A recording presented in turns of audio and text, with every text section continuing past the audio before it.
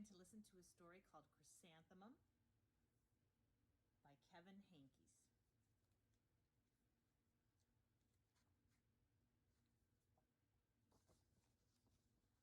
The day she was born was the happiest day in her parents' lives. "She's perfect," said her mother. "Absolutely," said her father, and she was absolutely perfect. "Her name must be everything she is," said her mother. "Her name must be absolutely perfect," said her father, and it was Chrysanthemum. Her parents named her Chrysanthemum. Chrysanthemum grew and grew and grew, and when she was old enough to appreciate it, Chrysanthemum loved her name.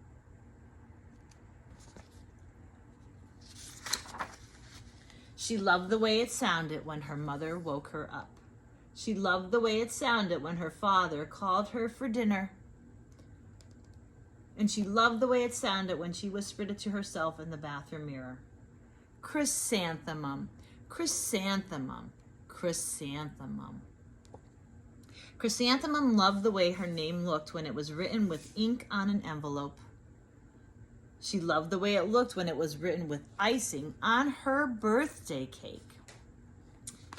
And she loved the way it looked when she wrote it herself with her fat orange crayon. Chrysanthemum, chrysanthemum, chrysanthemum.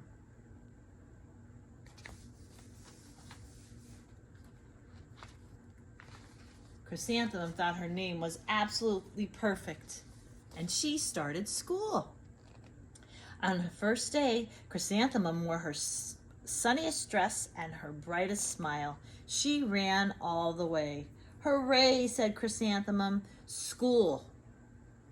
But when Mrs. Chud took roll call, everyone giggled upon hearing Chrysanthemum's name.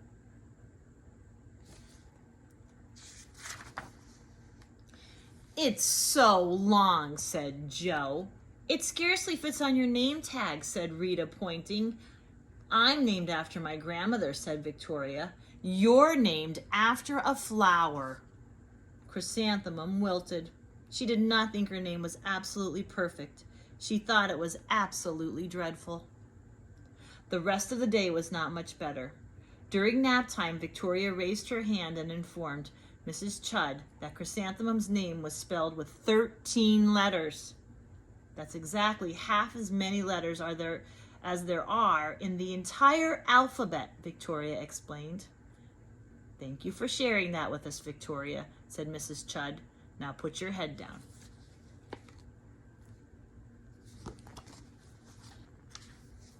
"If I had a name like yours, I'd change it," Victoria said, as the students lined up to go home. "I wish I could," thought Chrysanthemum miserably. "Welcome home," said her father. "Welcome home," said her mother. "School is no place for me," said Chrysanthemum. "My name is too long. It scarcely fits on my name tag, and I'm named after a flower." "Oh, peesh," said her mother.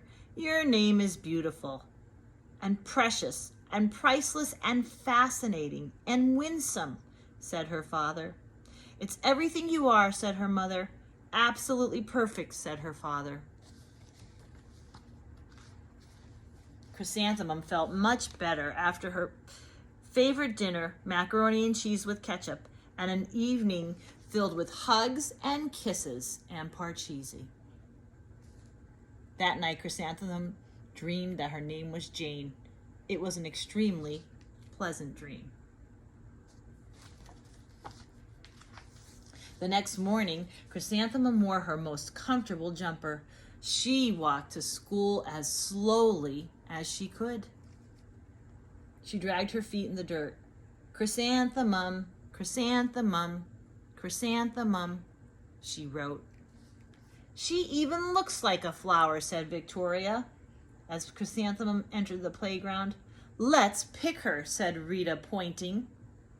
"Let's smell her," said Joe. Chrysanthemum wilted. She did not think her name was absolutely perfect. She thought it was absolutely dreadful.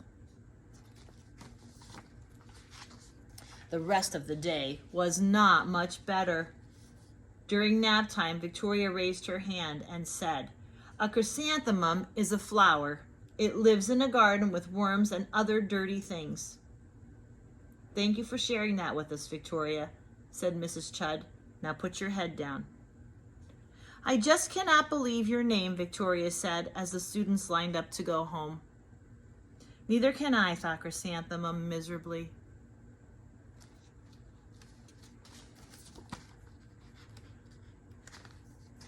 "Welcome home," said her mother. "Welcome home," said her father. "School is no place for me," said Chrysanthemum. "They said I even look like a flower. They pretended to pick me and smell me." "Oh, peesh," said her mother. "They're just jealous. And envious and begrudging and disconnected and jaundiced," said her father. "Who wouldn't be jealous of a name like yours?" said her mother. "After all, it's absolutely perfect," said her father. Chrysanthemum felt a trifle better after her favorite dessert, chocolate cake with butter pecan frosting, and another evening of hugs and kisses and parcheesi.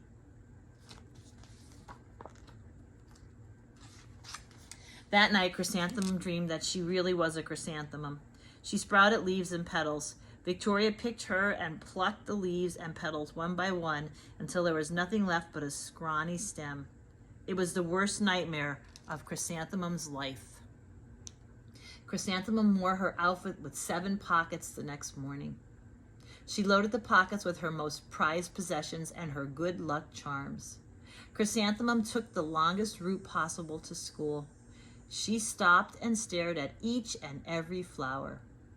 "Chrysanthemum, chrysanthemum, chrysanthemum," the flowers seemed to say. That morning, the students were introduced to Mrs. Twinkle, the music teacher. Her voice was like something of a dream, and everything else about her. The students were speechless. They thought Mrs. Twinkle was an indescribable wonder. They went out of their way to make a nice impression. Mrs. Twinkle led the students in scales. Then she assigned roles for the class musical. Victoria was chosen as the dainty fairy queen. Rita was chosen as the spiffy butterfly princess. Jo was chosen as the all-important pixie messenger. And Chrysanthemum was chosen as a daisy. "Chrysanthemum's a daisy, chrysanthemum's a daisy," Jo, Rita, and Victoria chanted, thinking it was wildly funny.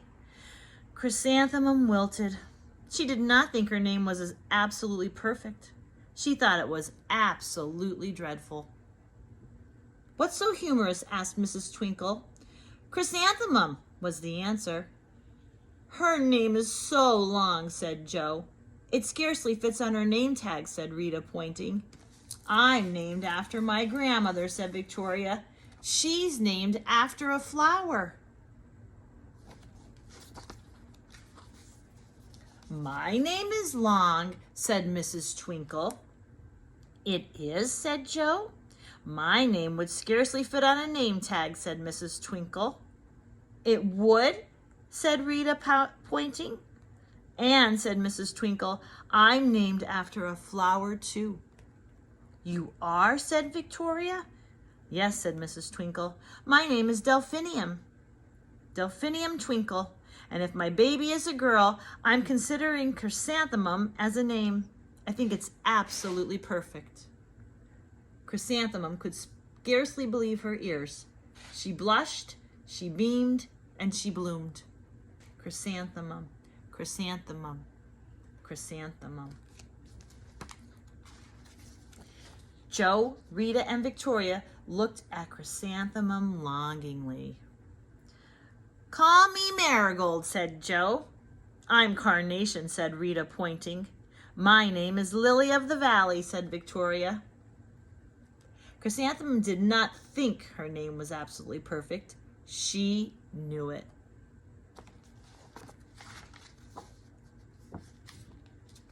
Epilogue. Overall, the class musical was a huge success. Chrysanthemum was absolutely perfect as a daisy. Victoria made the only mistake. She completely forgot her lines as the dainty fairy queen. Chrysanthemum thought it was wildly funny, and she giggled throughout the entire dance of the flowers.